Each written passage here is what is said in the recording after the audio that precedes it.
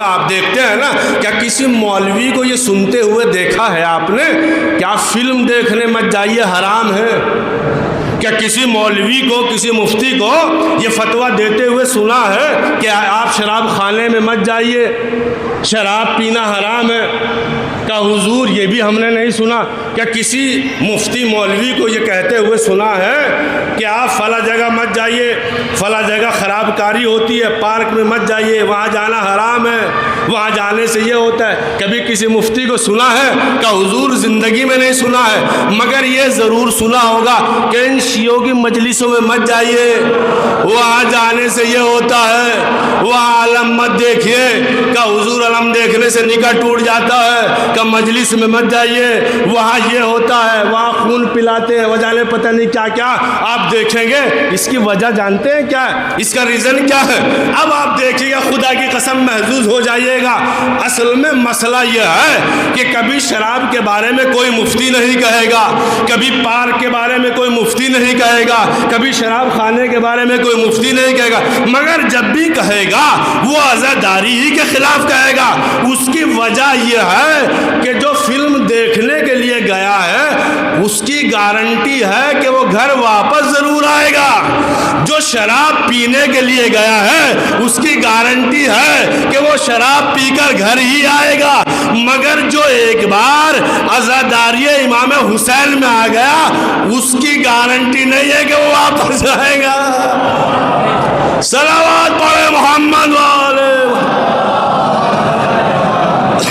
اس کی فل گارنٹی ہے جو شراب پینے کے لیے گیا ہے وہ پینے کے بعد میں نشہ جب اتر جائے گا تو گھر ضرور آئے گا، جو پارک میں گیا ہے گھومنے کے لیے وہ گھر آئے گا۔ اسی لیے مفتی وہاں فتویٰ نہیں لگائے گا، نہیں کہے گا، لیکن جب بھی کہے گا کہ علم دیکھنے سے نکاح ٹوٹ جاتا ہے۔ اچھا انصاف سے بتائیے، کیا نکاح واقعاً ٹوٹ جاتا ہے علم دیکھنے سے؟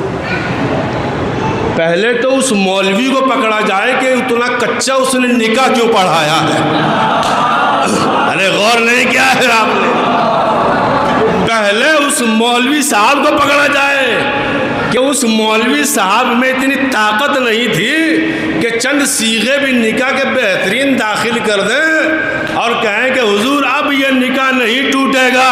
یہ اتنا کچا نکاح کس سے پڑھوایا جناب علی کہ محلے میں ایک علم دیکھنے سے ہی ٹوٹ جاتا ہے؟ تو اس مولوی صاحب کو پکڑا جائے، اس قاضی صاحب کو پکڑا جائے کہ جس نے یہ نکاح پڑھوایا ہے اور پڑھا ہے، تاکہ دیکھا جائے کہ بھیا آج کے بعد بڑا مضبوطی سے پڑھائیے گا نکاح کا۔ کیوں کہ حضور وہ پہلے کا زمانہ تھا کہ شیعہ ایک محلے میں رہتے تھے، ابھی ہر محلے میں شیعہ رہتا ہے،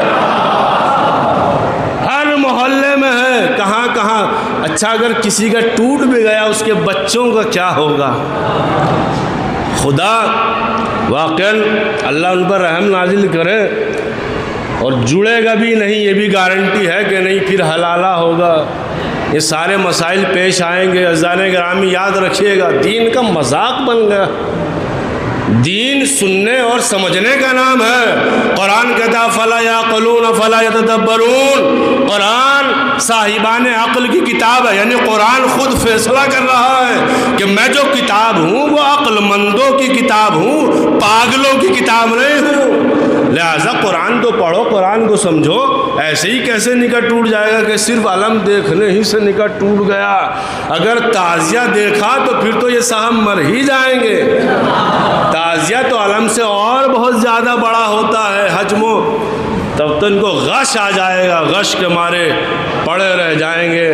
لہذا غور کریں، جس زمانے میں بھی ہر زمانے میں ایسی باتیں ہوئی، کسی مفتی نے کوئی فتویٰ نہیں دیا۔ اب ایک صاحب کہہ رہے تھے کہ مولانا صاحب ذرا سا یہ بتائیے، مجبوری ہماری یہ ہے حضور کہ شہر کے جو حالات ہیں، دنیا کے جو حالات ہیں، تو ظاہر سی بات ہے آپ بھی بخوبی واقف ہیں، ہر جگہ پر ہر سوال کا جواب دینا بھی ضروری نہیں ہوتا ہے، مگر چپ رہنا بھی حرام ہے۔ آپ یاد رکھیے، ہر جگہ پر سوال کا جواب دینا بھی جائز نہیں ہے، اور ایسی جگہ پر جہاں شریعت بدل رہی ہو وہاں پر خاموش رہنا بھی حرام ہے۔ جہاں پر سیرت نبی کو، سنت کو الٹا کیا جا رہا ہو، شریعت کو، دین کے ارکان کو، اب صاحب آگے بڑھے کہ حضور یہ بتائیے، یہ علم بتائیے کہاں لکھا ہے، یہ تعزیہ بتائیے کہاں لکھا ہے، یہ مرثیہ بتائیے کہاں لکھا ہے، یہ فلاں جگہ کہاں لکھا ہے، فلاں جگہ لکھا ہے۔ ہم نے پوچھا کہ آپ کتنا پڑھے لکھے ہیں؟ کہا حضور ہم تو پہلی کلاس بھی پڑھے نہیں ہیں۔ ہم نے کہا جب آپ پہلی کلاس ہی پڑھے نہیں ہیں تو ہم آپ کو دکھا کر کیا کریں گے؟ آپ سے تو پڑھنا ہی نہیں آتا ہے۔ کہ نہیں حضور ہم نے یہ سنا تھا کہ آپ کے یہاں یہ ہوتا ہے، یہ ہوتا ہے۔ ہم نے کہا کیا ہوتا ہے؟ کہا حضور جب آپ کے یہاں شام غریبہ ہوتی ہے تو آپ کے یہاں یہ ہوتا ہے، لائٹیں بند کر دی جاتی ہیں، فلاں ہوتی ہے۔ ہم نے کہا حضور ہمارے یہاں سب ہوتا ہے، مگر اس کی ایک شرط ہے کہ عورت آپ کے یہاں کی ہونی چاہیے۔ اب وہ صاحب گھبرا گئے کہ یہ کیا ہو گیا۔